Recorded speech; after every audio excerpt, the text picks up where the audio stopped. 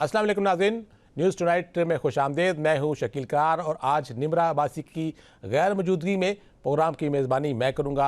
आज के प्रोग्राम में हम पाकिस्तान तहरीक इंसाफ से मुतल्लिक हालिया सियासी पेशरफ्त, पार्टी के अंदरूनी मामलात, हुकूमत के साथ मुमकिन मुज़ाकरात, खैबर पख्तूनख्वा की सियासी सूरत हाल, अडियाला जेल में बानी PTI से मुलाकातों के तनाज़ा, अदालती कार्रवाइयों और इलेक्शन कमीशन की ताज़ा पेशरफ्त का जामे जायजा लेंगे। एक तरफ बैरिस्टर गौहर और सलमान अकरम राजा के बयानात पार्टी के अंदर क़यादत, इत्तेहाद और फैसलों पर अहम सवालात उठा रहे हैं, तो दूसरी जानिब खैबर पख्तूनख्वा में बजट, इंतजामी फैसले और वज़ीर आला से मुतल्लिक गर्दिश करती खबरों ने नई सियासी बहस छेड़ दी है। इस दौरान अदालतों में जारी मुकदमात, अलीमा खान के केस, बानी PTI और बुशरा बीबी से मुलाकातों के मामलात और हुकूमत व अपोजिशन के दरमियान मुज़ाकरात के इम्कानात भी कौमी सियासत का अहम मौजू बने हुए हैं। आज के प्रोग्राम में हम इन्हीं तमाम पहलुओं का हक़ाइक़, बयानात और मौजूदा सियासी तनाज़ुर के साथ तफसीली जायज़ा पेश करेंगे ताकि आप तक तस्वीर का हर रुख वाज़ेह अंदाज में पहुँच सके।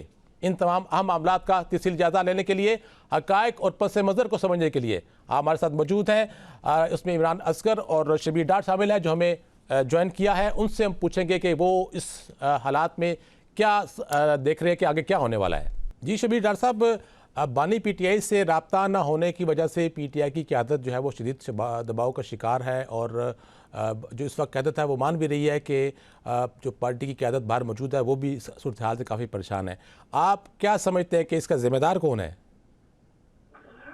देखें, इस वक्त PTI में दो इश्यूज हैं। एक तो फैसला साजी का मसला है, किसी के पास फैसले का इख्तियार नहीं है। गो कि इमरान खान साहब ने महमूद खान अचकज़ई साहब को ये इख्तियार दिया है कि वो सियासी फैसले कर सकते हैं, लेकिन असल में जो इस वक्त PTI के अभी तक डार साहब कोई फैसला तो सियासी हुआ ही नहीं।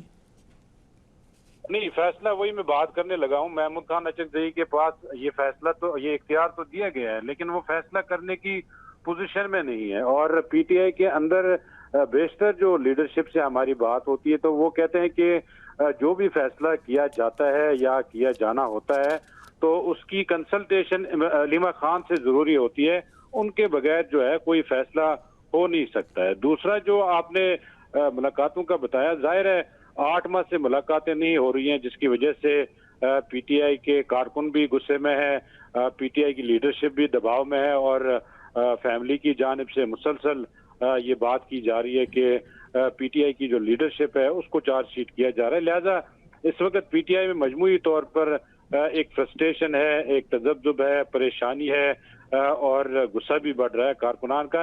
यही वजह है सलमान अकरम राजा साहब ने गुज़श्ता रोज बरमला इस बात का इजहार किया है कि PTI के अंदर इस वक्त जो इंतशारी कैफियत है या जो PTI की लीडरशिप दबाव में, इसकी एक ही वजह है कि इमरान खान साहब से मुलाकात नहीं हो पा रही है। पहले मुलाकातें होती थी और वहाँ से हिदायत भी आती थी, पैगामात भी आते थे, जिनकी रोशनी में पार्टी की जो फैसला साजी है, फैसला करने में आसानी होती थी। लेकिन अब चूंकि मुलाकात नहीं हो रही है, पैगामात नहीं आ रहे हैं, हिदायत नहीं आ रही है, यही वजह है कि पार्टी में एक तो इंतशार की कैफियत है, दूसरा ये कि दबाव भी है। जाहिर है कारकुनान PTI की लीडरशिप से ये तवक्का कर रहे हैं कि वो कोई नई हिकमत अमली के साथ आगे बढ़ेंगे, किसी एहतजाज का ऐलान होगा। गो कि 2-3 दफा एहतजाज का ऐलान किया गया लेकिन उस तरह से एहतजाज किया नहीं जा सका। आपको याद होगा 8 फरवरी का एहतजाज आपके सामने, उसके भी कोई रिजल्ट ओरिएंटेड एहतजाज वो नहीं हुआ। इसी तरह सुहेल आफरीदी साहब भी 2-3 दफा अडियाला जेल आए, वहाँ पे भी उन्होंने सिर्फ अल्टीमेटम दिए लेकिन अमली तौर पर कोई बड़ा एहतजाज हमें नजर नहीं आया। इसी तरह पार्लियामेंट की बात करें तो पार्लियामेंट भी कोई मौसर हिकमत अमली PTI की नजर नहीं आ रही है और वहाँ पे भी लड़ाई झगड़े ही नजर आ रहे हैं। इकबाल आफरीदी का वकवा आपके सामने है। इसी तरह अडियाला जेल के बाहर भी अब लड़ाई झगड़े शुरू हो गए, हर मंगल को कोई ना कोई लड़ाई झगड़ा होता है। तो मजमूई तौर पर एक तो प्रेशर है, परेशानी है और दबाव है। यही वजह है कि एक तो फैसला साजी के मुश्किलात है PTI, क्योंकि गौहर साहब, बैरिस्टर गौहर साहब तो PTI के चेयरमैन हैं, लेकिन वो जो कोशिश कर रहे हैं वो अगर किसी हुकूमती शख्सियत से मिलते हैं या किसी मुलाकात की कोशिश करते हैं, उनकी भी ट्रोलिंग शुरू हो जाती है सोशल मीडिया पे। तो ओवरऑल एक प्रेशर है PTI की, जितनी भी लीडरशिप इस वक्त बाहर है वो प्रेशर में है और महमूद खान अचकजई साहब, अल्लामा नासिर साहब भी इस बात का फैसला नहीं कर पा रहे हैं, क्योंकि अगर वो कोई फैसला करते हैं तो जाहिर है उस पर अलीमा खान रिएक्ट करती है और केपी की जो लीडरशिप है इस वक्त वो बराह रास्त जेर असर है अलीमा खान की। तो ये एक बहुत बड़ी वजह है कि जो मरकज में लीडरशिप है, पार्लियामेंट में लीडरशिप है, वो भी फैसला नहीं कर पा रही है और फैमिली का एक अलग नुक्ता नजर है, केपी की जो लीडरशिप है उसका अलग नुक्ता नजर है। तो ओवरऑल एक इंतशारी कैफियत है जिसका नहीं डॉक्टर साहब, इसमें आप क्या ये समझते हैं कि जो इस वक्त पार्टी के अंदर इंतशार या तकसीम है उसमें अलीमा खान की कोई जरहाना हिकमत अमली भी का भी काफी रोल नजर आता है इसमें? जाहिर है फैमिली का मौकफ ये है कि इस वक्त पार्टी को चाहिए कि वो दबाव बढ़ाए हुकूमत पे या इस्टेब्लिशमेंट के साथ उनके जो मामला है उस पे पार्टी को चाहिए कि वो प्रेशर बढ़ाए। लेकिन जब लीडरशिप से बात की जाती है तो वो कहते हैं जी कि हमने ये सारे टैक्टिक्स आजमाए हैं। जाहिर है जब अली मीन गंडापुर साहब वजीर आला थे तो उस वक्त भी 2-3 दफा एहतजाज हुआ, 26 नवंबर का एहतजाज आपके सामने है। इसी तरह वो केपी से भी 2-3 दफा चल के आए। तो वो कहते हैं कि ये एक्सरसाइज हो चुकी है लेकिन इसका कोई नतीजा नहीं निकला। अब मामला जो है बातचीत से ही, मुज़ाकरात से ही आगे बढ़ेंगे, जिसके लिए पार्टी की जो लीडरशिप है वो कोशिश कर रहे हैं, लेकिन फैमिली चाहती है कि नहीं इसका कोई नतीजा नहीं निकलेगा, हमें एहतजाज की तरफ ही जाकर हुकूमत के ऊपर दबाव बढ़ाना पड़ेगा, जिसके नतीजे में इमरान खान साहब का इलाज भी हो सकता है, उनके केसेस की सुनवाई भी हो सकती है। क्योंकि अभी तक आप देखें कि इमरान खान साहब की रिहाई को तो दूर, अब तो रसाई भी मुमकिन हो चुकी है, केसेस भी नहीं सुने जा रहे हैं अदालतों में। जाहिर है जो लीगल टीम है उन पे भी प्रेशर है। तो फैमिली का ये नुक्ता नजर है कि हमें बजाय बातचीत के या मुज़ाकरात के हमें दबाव बढ़ाना चाहिए हुकूमत पे, ताकि हमारे जो मुतालबात है उन पे जो उनकी सुनवाई हो और अदालतों में केसेस सुने जाए। शुक्रिया शबीर डॉक्टर साहब। अब मैं बात करना चाहूँगा इमरान असगर साहब से। इमरान साहब ये बताइएगा कि क्या ये बात आप इसकी तस्दीक करेंगे कि गुज़िश्ता रोज़ बानी पीटीआई की बहन नूरीन खान को बानी पीटीआई से मुलाकात के लिए जो है वो उनको दावत दी गई थी, लेकिन बताया गया कि वो शायद ताख़ीर से पहुंची हैं या जानबूझ के वो ताख़ीर की गई? क्या आपके पास इसकी तस्दीक है कोई? जी बिल्कुल शकील करार साहब, जैसा आपने बताया, क्योंकि इस वक्त मौजूद बहस ही यही है कि बानी पीटीआई से मुलाकात ना होना। जहां तक नूरीन न्याजी की जेल आमद और उससे पहले परमिशन मिलना, ये दोनों चीजें ऑलरेडी सेटल थी। बैरिस्टर गौर खान के जरिए तमाम मैसेजेस कन्वे थे, इंक्लूडिंग बुशरा बीबी की जो फैमिली है, उनकी बेटी और भाभी को ऑलरेडी ये कन्वे कर दिया गया था कि आज उनकी मुलाकात है, लिहाजा वो वक्त पर पहुंचे। क्योंकि ऑलरेडी 2 मंगल वो लोग नहीं आए थे, इसलिए मुलाकात नहीं हुई और प्रेशर डाला जा रहा था कि हमें मुलाकात की इजाजत नहीं मिली। और इसका बरमला इजहार किया बैरिस्टर गौर ने गुज़िश्ता रोज ही मीडिया से गुफ्तगू करते हुए कि हमें बाज़ाब्ता तौर पर मोहसिन नकवी साहब की जानिब से ये अप्रूवल मिला कि अगर मुलाकात करनी है तो नूरीन न्याजी आज भी मुलाकात कर सकती हैं। अच्छा, अब दूसरी जानिब जिन्होंने मुलाकात करनी है, क्योंकि मुलाकात का वक्त शकील साहब 4 बजे खत्म हो जाता है, चाहे फैमिली मेम्बरान है, वकला हैं या पार्टी की लीडरशिप है, इनके लिए मखसूस है कि एटलीस्ट 2 से 2:30 बजे तक पहुंच जाए और इनकी फिर मुलाकात करा दी जाए। अब ये जो बहनें हैं अलीमा खान, डॉक्टर उस्मा और नूरीन न्याजी, ये तकरीबन 3 से 3:15 बजे के दरमियान एक पूरे जत्थे के साथ आई। कारकुनों की बड़ी तादाद इनके साथ मौजूद थी, लेकिन इन्होंने कोई भी अच्छी अटेम्प्ट नहीं की कि जिसमें पुलिस को वाज़ेह तौर पर कहा जाए कि वो मुलाकात करना चाहती हैं। क्योंकि गुज़िश्ता जो मंगल थी उसमें इन तीनों बहनों ने बरमला ये इजहार किया था कि जब ऑलरेडी अदालती अहकामात मौजूद हैं कि बानी पीटीआई से 18 लोग एक हफ्ते में मिल सकते हैं, जिसमें 6 फैमिली मेम्बरान हैं, 6 उनके वकला हैं और 6 पार्टी रहनुमा हैं, तो फिर हमें हुकूमती किसी इजाजत की जरूरत नहीं। लेकिन जब बैरिस्टर गौर को सुने, सलमान अकरम राजा को सुने, उनका सिर्फ यही है कि वो चाहते हैं कि जो जरा सा भी रिलीफ हमें मिल रहा है, जिसमें हमें एटलीस्ट इमरान खान बानी पीटीआई से एक्सेस मिल जाए, तो हमारे लिए यही काफी है। लेकिन दूसरी जानिब जो इमरान साहब, क्या यही बात मीडिया ने इन तीनों बहनों से पूछी नहीं थी कि अगर एक बहन को मुलाकात की परमिशन मिल रही है तो फिर उसमें कबाहत क्या है? जी बिल्कुल, उन्होंने दो शकील साहब, उन्होंने 2 रीजन बताए। एक तो अदालती अहकामात दिए, क्योंकि अदालती अहकामात में वाज़ेह था कि ये जेल के सराउंडिंग में मीडिया से टॉक नहीं करेंगे, लेकिन इन्होंने पहली उस मुलाकात के बाद मीडिया टॉक की, उसकी वायलेशन की और उसके बाद हमने देखा कि सख्तियां बढ़ी। दूसरी रीजन इन्होंने बताई कि हमें तीनों को भेजा जाए और उसमें अलीमा खान उसको लीड करें और डॉक्टर उस्मा उनके साथ हों, और इवन के इनके जो कजन है बानी पीटीआई के, उनको भी रसाई दी जाए।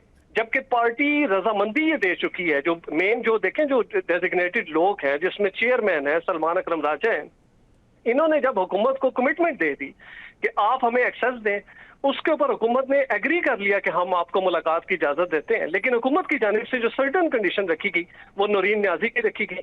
अच्छा, अब दूसरी जानिब अलीमा खान है, वो नूरीन न्याजी को जानी नहीं जाती। तीसरी जानिब अगर शबीर डार आपके साथ है, तो हमारे सामने अदालत के अंदर बानी पीटीआई ने ये इजहार किया था कि अलीमा खान उनके किसी भी मामले में मीडिया टॉक नहीं करेंगी। उन्होंने नूरीन न्याजी को नॉमिनेट किया था कि आज के बाद नूरीन न्याजी मीडिया को हैंडल करेंगी, लेकिन हमने देखा कि उसकी भी वायलेशन हुई। नूरीन न्याजी को फिर पसे पर्दा डाल दिया गया और अलीमा खान आगे आ गई। अब एक पूरा ग्रुप जो कि अलीमा खान के ज़रिए आया है, वो ये चाहते हैं कि हम एहतजाज करें। अच्छा, हैरत की बात है कि उनके तमाम एहतजाज की कॉल, 10,000 लोग बुलाने की कॉल जो है अलीमा खान की, वो गुज़िश्ता कई हफ्तों से हम देख रहे हैं, लेकिन उनकी कॉल पर ज्यादा से ज्यादा 1000 से 1500 लोग आते हैं। उनकी अटेंडेंस के बाद जैसी मगरिब की अजान होती है, ये तमाम लोग खिसकना शुरू हो जाते हैं और बिल आखिर ये वक्त आ जाता है 9 साढ़े 9 कि सिर्फ अलीमा खान, इनकी तीनों बहनें और चंद कारकुन बाकी बचते हैं और पुलिस फिर इनको आसानी से डिस्पर्स कर देती है। लेकिन दूसरी जानिब जो पार्टी के डेजिग्नेटेड लोग हैं, जो ओहदेदार हैं, वो हुकूमत के साथ पूरी कोशिश कर रहे हैं कि किसी तरह रास्ता निकले। लेकिन अलीमा खान एंड ग्रुप जो है वो पूरी तरह कोशिश कर रहे हैं कि किसी तरह भी जो एक्सेस है नूरीन न्याजी की बानी पीटीआई तक वो ना हो, क्योंकि अब सवाल ये नहीं है कि बानी पीटीआई से मुलाकात की इजाजत नहीं मिल रही। अब तो हुकूमत एग्री है, उन्होंने इजाजत दे दी कि आप जाए मुलाकात करें, लेकिन जो मुलाकात करने वाले अगर वो नहीं जा रहे तो जबरदस्ती किसी से कोई मुलाकात नहीं करा सकता। यहाँ पे लेंगे शॉर्ट ब्रेक, हमारे साथ रहिएगा।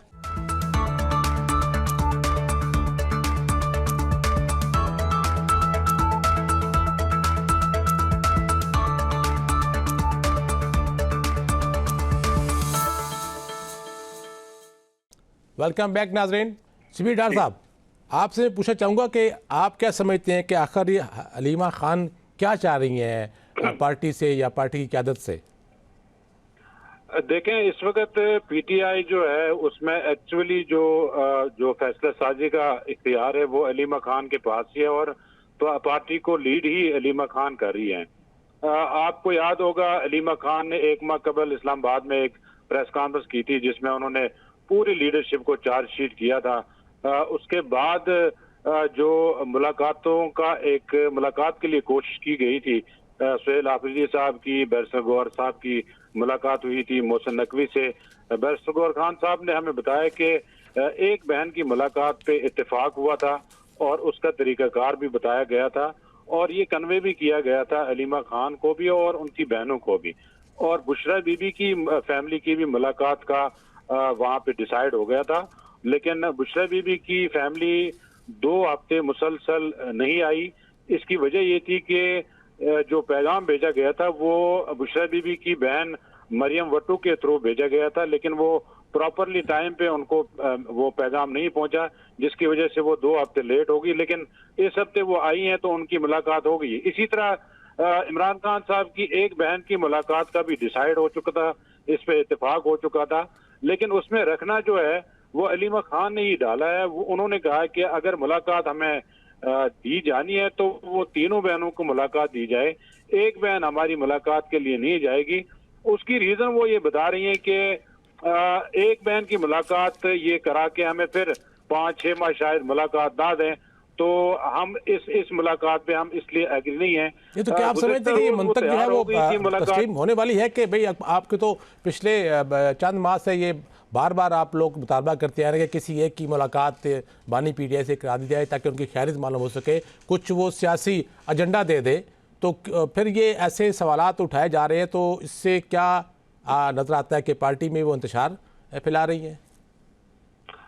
जाहिर है अब पार्टी की लीडरशिप से हम बात करते हैं तो वो कहते हैं जी कि रुकावट अलीमा खान है। अलीमा खान से जब बात करते हैं वो कहते हैं कि पार्टी लीडरशिप से हमें कोई उम्मीद नहीं है, ना कोई तवक्को है। जाहिर है एक ट्रस्ट डेफिसिट है, तो इसको दूर करना जाहिर है हलीमा खान का ही Halima Khan at the helm of affair है इस वक्त।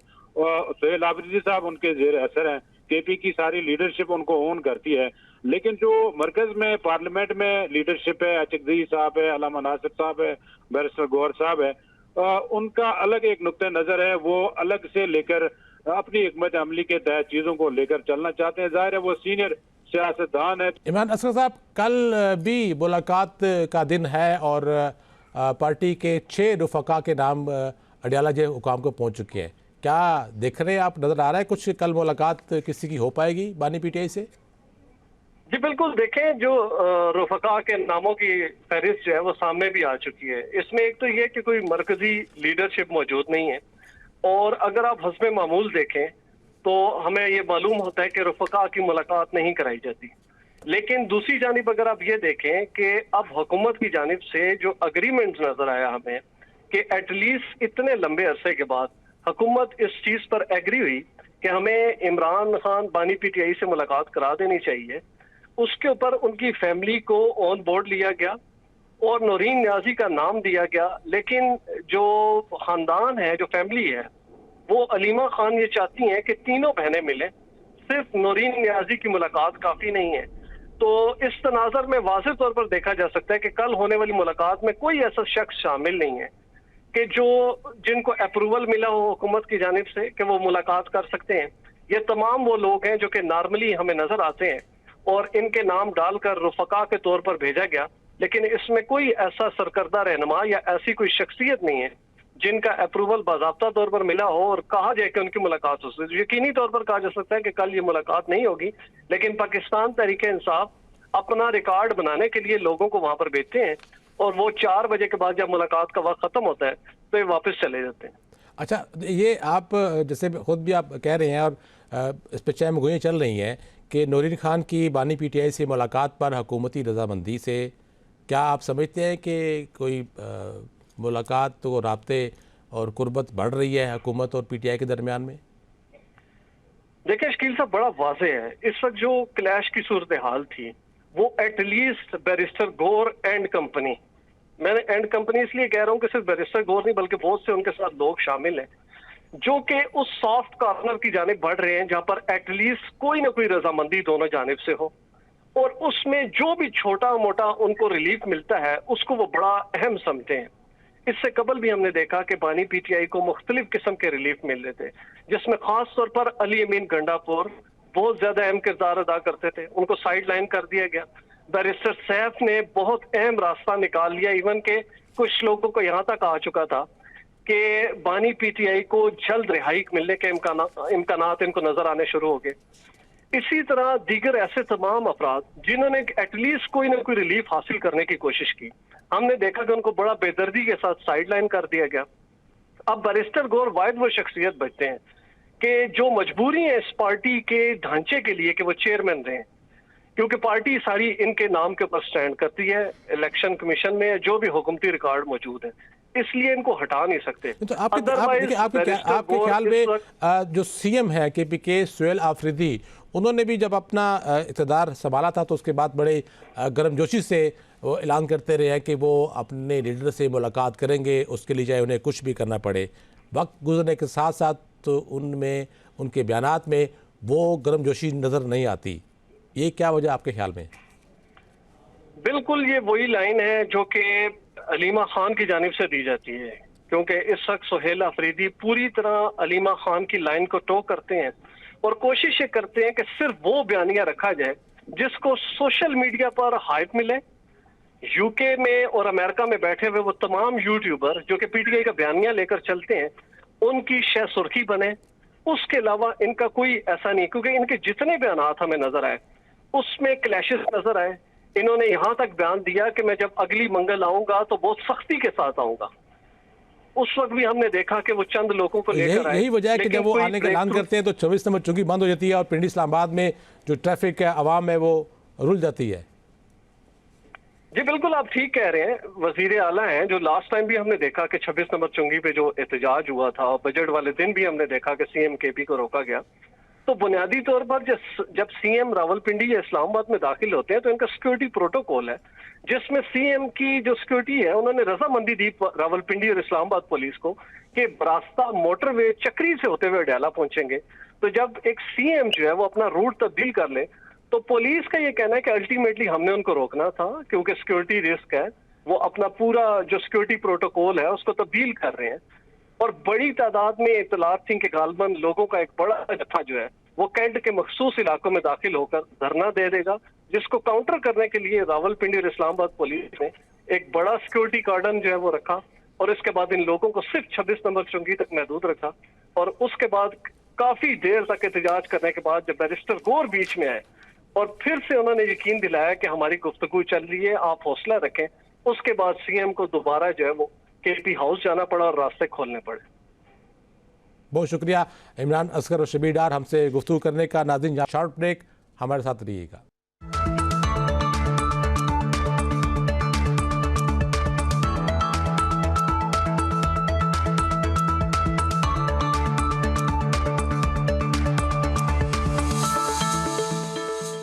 Welcome back. प्रोग्राम के इस हिस्से में हम बात करेंगे ईरान, अमेरिका और मशरिक़ वस्ता में तेज़ी से बदलती सूरत हाल की, जहां सफारतकारी, जंग, तेल पाबंदियां और इलाकाई सियासत एक नए मोड़ पर खड़ी दिखाई देती है। अमेरिका बहरी नाकाबंदी के खात्मे के बाद ईरान का दावा है कि इसने 4 करोड़ से ज़ायद बैरल खाम तेल बरामद किया है और अब वो अपना तेल पहले के मुकाबले में तकरीबन 20% ज़्यादा कीमत पर फ़रोख्त कर रहा है। दूसरी जानिब ईरान और अमेरिका के दरमियान मफाहमती यादाश्त, दोहा में जारी तकनीकी मुज़ाकरात, इसराइल के सख्त बयानात, लबनान की सूरत हाल और आबनाए हरमोज के मुस्तबिल से मुतल्लिक कई अहम सवाल जन्म ले रहे हैं। क्या ये पेशरफ्त खित्ते में एक नए सफारती दौर की इब्तिदा है? क्या ईरान माशी और सियासी तौर पर दोबारा मजबूत हो रहा है? इसराइल की धमकियाँ, अमेरिका के हिकमत अमली और आलमी ताकतों के मफादात इस पूरे मंजरनामे को किस सिमत ले जा रहे हैं?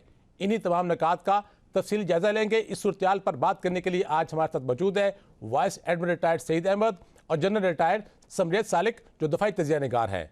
जी जनरल साहब, आपसे मैं पूछना चाहूँगा कि अमेरिका की सालसी में मुआहदा तो हो गया, ईरान और अमेरिका की जो बातचीत आखिर तक तय होती रही है, कुछ निकात पर एक आर्जी 60 दिन के लिए मुआहदा हो गया और उसके बावजूद लबनान से जो इसराइली फ़ौज है वो निकलने को तैयार नहीं है। क्या समझते हैं आपके आने वाले दिनों में या 60 दिन पूरे होंगे तो उसके बाद क्या सूरत हाल बनेगी? क्या इसराइल अपनी हरदर्मी पर कायम रहेगा या कुछ मामला बेहतर होते नज़र आ रहे हैं? अस्सलाम वालेकुम, थैंक यू वेरी मच। आपने मुझे प्रोग्राम में मदऊ किया। देखिए, इसमें कोई बहुत हार्श रियलिटीज़ हैं इस पूरी सेटिंग में। एक तरफ तो ये है कि एक बड़ी ताकत जो कि एक सुपर पावर है दुनिया की, उसका मुकाबला था एक छोटे मुल्क के साथ, और छोटे मुल्क ने अब बहुत कम ज़राए जंग के साथ बड़ी ताकत को नाकों चने चबाए हैं। अब उस बड़ी ताकत के लिए इस सारी चीज़ को डाइजेस्ट करना बहुत बड़ा एक चैलेंज है और उनको अपने विद इन यूएस अपने पॉलिटिकल चैलेंजेस भी वो फेस कर रहे हैं। ग्लोबल सीन के ऊपर भी उनकी जो इजारादारी थी, उनकी जो हेज बनी थी, वो बहुत बुरे तरीके से कंप्रोमाइज़ हुई है। इसराइल जो कि उनका अपना उन्हीं का क्रिएटेड एक इंटरनेशनल या ग्लोबल बुली है, वो भी उनको फुली अकोमोडेट नहीं कर रहा। तो इस सारी सिचुएशन में मेरे नज़दीक अमेरिका के लिए चैलेंजेस खासे बड़े हैं। उनकी जो रेड लाइंस हैं और कुछ ईरान की रेड लाइंस हैं, ईरान ने बड़ा क्लियरली कहा है कि जब तक तमाम फ्रंट के ऊपर पीस नहीं होती तो ये नहीं हो सकता कि ईरान के फ्रंट पे पीस हो और लेबनान के फ्रंट के ऊपर जंग जारी हो। वेराज यूएस की डिमांड ये है कि वो ईरान अपनी प्रॉक्सीज को कंट्रोल करे और बंद करे। इस सारी सिचुएशन में सबसे बड़ा जो स्पॉइलर नज़र आ रहा है वो इजराइल है, और इस तरह के एग्रीमेंट्स में अक्सर स्पॉयलर्स होते हैं जो अपना काम दिखाने की कोशिश करते हैं। लेकिन मुझे ये होप है, क्योंकि ये जो एग्रीमेंट हुआ है, MOU हुआ है, this has happened out of exhaustion. America जो है वो इकोनॉमिकली उसने ब्लीड किया, उसने मल्टीपल अकाउंट्स के ऊपर लूज किया। उसके लिए भी जंग जारी रखना या उसको रीस्टार्ट करना बहुत बड़ा चैलेंज है और मैं नामुमकिनात में से कहना चाहूँगा। मुझे उम्मीद है कि इजराइल को एग्री करवा लिया जाएगा, बिकॉज उसके अलावा इनके पास ऑप्शन नहीं है। लेकिन जनरल साहब देखिए ना कि उससे पहले भी तो फ़लस्तीन पर इसराइल की बमबारी और लबनान पर मुसलसल बमबारी वो करता आ रहा है और अब तक 4 से 6 हज़ार अफराद बताए जा रहे हैं कि जो शहीद हो चुके हैं। तो वो किस तरह इसराइल अमेरिका या किसी और मुल्क के काबू में आ सकता है? देखिए, ये तो एक जंग है ना जिसमें कि इजराइल ने अमेरिका को इस जंग में धकेला। आपको पता है कि एग्रीमेंट होने वाले थे, बातचीत चल रही थी, लेकिन इजराइल ने अटैक कर दिया। लेकिन इजराइल की जो डिपेंडेंस है अमेरिका के ऊपर, वो सिर्फ इस जंग के तक महदूद नहीं है। इजराइल की और भी बड़ी डिपेंडेंस है। आज अगर अमेरिका इजराइल के ऊपर से हाथ उठा ले तो इजराइल का इस इलाके में सरवाइव करना मुश्किल हो जाएगा। ये भी एक हकीकत है कि मुस्लिम वर्ल्ड या वो यूनाइटेड नहीं है और इस वक्त मुस्लिम वर्ल्ड नज़र नहीं आती कि वो बहुत बड़ा कोई चैलेंज पोज कर सके इजराइल को। लेकिन जैसे आपने देखा कि R4 की फॉर्मेशन शुरू हुई और लाइकली है कि उसमें और ममालिक भी शामिल हों, तो सबसे बड़ा जो गारंटर है इजराइल के सर्वाइवल के लिए, इजराइल की एश्योरेंस के लिए और इजराइल को कैपेसिटेट करने के लिए कि वो इन ममालिक के खिलाफ खड़ा हो सके, वो अमेरिका है। सो डिपेंडेंस तो इजराइल की बहुत ज़्यादा अमेरिका के ऊपर। इजराइल के पास भी कुछ लेवरेजेस हैं जिनको वो एक्सप्लॉइट कर रहा है और ट्रंप एडमिनिस्ट्रेशन को उसकी वजह से ब्लैकमेल कर रहा है। लेकिन इजराइल तनहा इन चैलेंजेस का सामना नहीं कर सकेगा। उसे चाहते हुए या ना चाहते हुए अमेरिका की बात माननी पड़ेगी, बिकॉज अमेरिका और इजराइल एक दूसरे के लिए लाज़िम मलज़ूम है। बहुत शुक्रिया। हमें अभी ज्वाइन किया है vice admiral doctor Ahmed Saeed ने। एडमिरल साहब बहुत शुक्रिया आपका। ये बताइएगा कि 2 हफ्ते गुजर चुके हैं, अमेरिका की जो बहरी नाकाबंदी है वो आबनाए हम से ख़त्म हो चुकी है और कहा जा रहा है कि तकरीबन 5 करोड़ बैरल जो तेल है वहाँ से निकल चुका है। क्या आप देख रहे हैं कि 60 दिन जब पूरे होंगे तो उसके बाद क्या सूरत हाल आपको नज़र आ रही है? देखिए, इसमें मैं समझता हूँ कि अभी जो 17-18 को जो MOU साइन हुआ वो बड़ी अच्छी खुशाइन बात थी और 14 पॉइंट के ऊपर अभी बैठ है वो मैं ही समझता हूँ कि इस बाद में होनी है और इस वक्त में सामने आ रही है। जैसे अगर हम ट्राइंगल देखें तो ट्राइंगल है स्ट्रेट ऑफ हॉर्मुज़ और न्यूक्लियर जो नेगोशिएशंस हैं और लेबनान में जंग बंदी है और इसके दरमियान में यूनाइटेड स्टेट्स ऑफ अमेरिका ने इंसेंटिव्स को उनके दरमियान में रखा हुआ है। अब वो बेंचमार्किंग करना चाहता है हर चीज़ को, जबकि ईरान जो है वो ये चाहता है कि जो पहले 5-6 पॉइंट्स हैं उसके ऊपर पहले बात कर ली जाए, जिसमें कि सैंक्शंस को उठाना था वो तो हो गई, उसके बाद स्ट्रेट ऑफ हॉर्मुज़ का ब्लॉकेट था वो भी हो गया।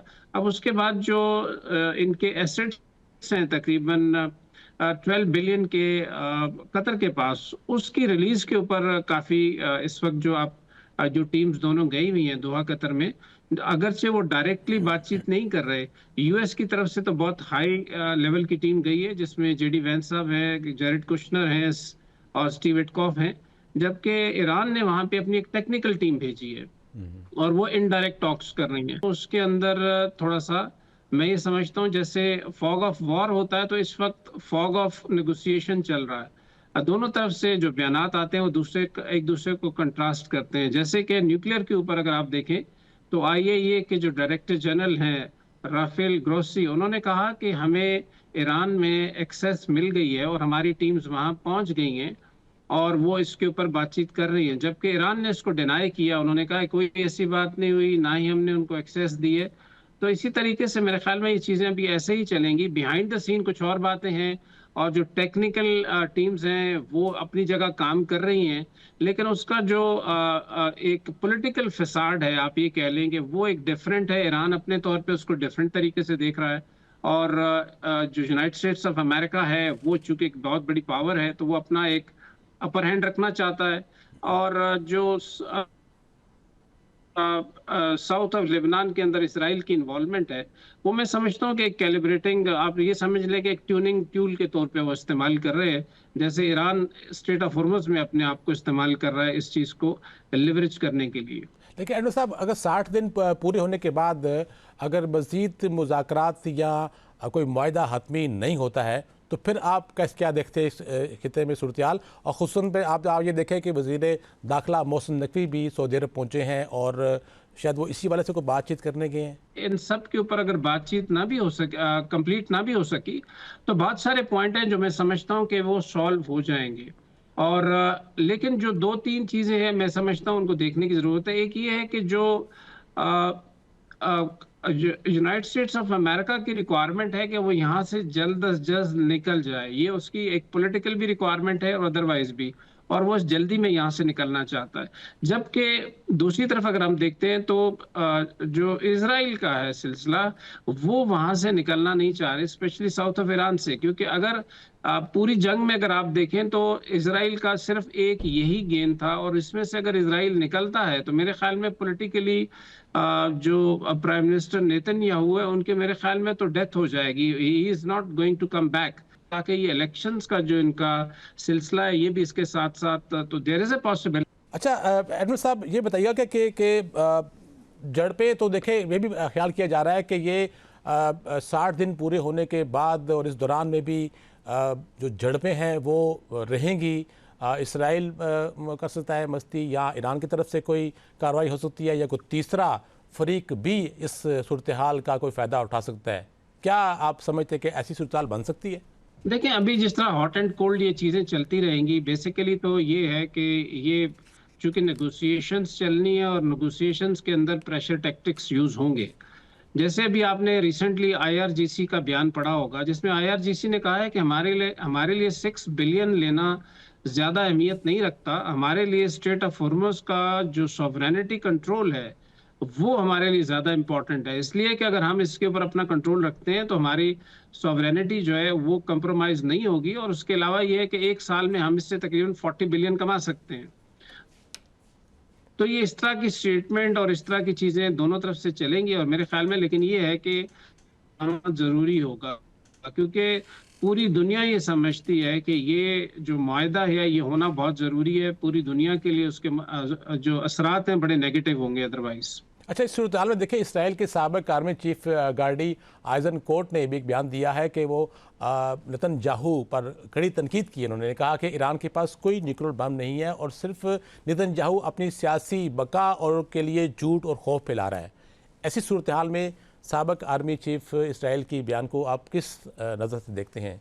तो मैं कह रहा हूँ तो कि इस पूरे जो सिनेरियो मैं समझता हूँ कि लेसन्स मिलेंगे, और उन लेसन्स के अंदर उसको ये समझ आ गई है कि पहली बात तो ये है कि बगैर यूनाइटेड स्टेट्स ऑफ अमेरिका के वो कोई कदम नहीं उठा सकता, और जो उसने इस सिलसिले में बहुत सारी चीज़ें की यूनाइटेड स्टेट्स की बैकिंग के पे, उसको वो ग्रेटर इसराइल की तरफ जाने की कोशिश कर रहा था, कि बाद में इब्राहिम अकॉर्ड की तरफ भी उन्होंने जाना था। लेकिन ये है कि ईरान की तरफ से जितनी सख्त रेजिस्टेंस हुई है उसकी वजह से ईरान इसराइल की जो उनकी अफवाज हैं और उन सबको ये समझ आ गई है कि ये इस तरीके से नहीं हो पाएगा। तो उस हवाले से अभी जिस तरीके से पहली दफ़ा ये हुआ है कि आप देखें कि जितनी सपोर्ट पहले यूरोप में इसराइल की थी वो सब की सब अब ख़त्म होगी। उनके ख़िलाफ़ कई जगहों पे बहुत सारे जो है मुजाहरे किए गए, और उनके ह्यूमन राइट्स के जितनी वायलेशंस हुई हैं उसके ऊपर बहुत सारे कंट्रीज़ ने उसके ख़िलाफ़ बात की है। तो मेरे ख्याल में उनकी ये जो पूरी कैंपेन थी इसमें they lost the support from the Europe, और इसी तरीके से अमेरिका में भी उनकी सपोर्ट कम हुई। पहली दफ़ा ट्रंप ने कई मौके पे उनको सर्जिश की और उस हवाले से भी काफ़ी ज़्यादा टफ इस्तेमाल किए अल्फाज का। तो ये सारे लॉसेस को देखते हुए मेरे ख्याल में अब उनकी जो लीडरशिप है उनको समझ आ गई है कि हमें इस चीज़ से हमें भी निकलना पड़ेगा। तो इसी वजह से मेरे ख्याल में ये जो बयानात आ रहे हैं ये कुछ उस चीज़ को पैसिफाई कर रहे हैं, उस चीज़ को। Thank you very much vice admiral doctor Ahmed Saeed साहब। तमाम शुरा का बहुत शुक्रिया। न्यूज़ टुनाइट से आज तक के लिए इतना ही। अगले प्रोग्राम तक के लिए इजाज़त दीजिए। अल्लाह हाफिज़।